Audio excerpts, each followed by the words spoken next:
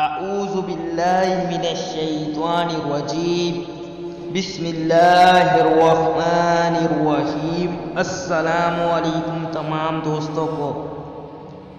حضرت موسیٰ علیہ السلام نے ایک دفعہ اللہ تعالیٰ سے پوچھا کہ جنت میں میرے ساتھ کون ہوگا؟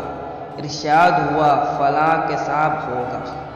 آپ کچھ حیران ہوئے اور اس قصاب کی تلاش میں چل پڑے۔ وہاں دیکھا تو ایک قصاب اپنی دکان میں گوشت بیچنے میں مصروف تھا۔ اپنا کاروبار ختم کر کے اس نے گوشت کا ایک ٹکڑا کپڑے میں لپیٹا اور گھر کی طرف روانہ ہو گیا۔ حضرت موسیٰ علیہ السلام نے اس قصائی کے گھر کے بارے میں مزید کچھ جاننے کے لیے بطور مہمان گھر چلنے کی اجازت چاہی۔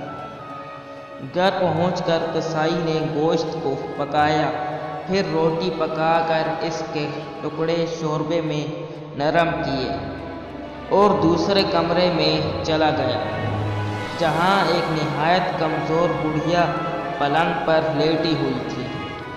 قصاب نے غم شکل اسے سہارا دے کر اٹھایا اور ایک ایک لقمہ اس کے منہ میں دیتا رہا۔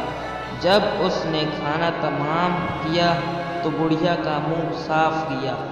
بڑھیا نے قصاب کے کان میں کچھ کہا، جسے سن کر قصائی مسکرایا اور بڑھیا کو واپس لٹا کر باہر آ گیا۔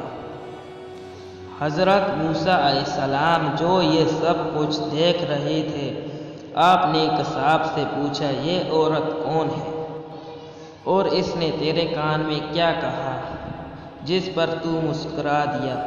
قصاب بولا اے اجنبی، یہ عورت میری ماں ہے۔ گھر پر آنے کے بعد میں سب سے پہلے اس کے کام کرتا ہوں۔ یہ روز خوش ہو کر مجھے دعا دیتی ہے کہ اللہ تجھے جنت میں حضرت موسیٰ علیہ السلام کے ساتھ رکھے، جس پر میں مسکرا دیتا ہوں کہ بھلا میں کہاں اور موسیٰ کلیم کہاں۔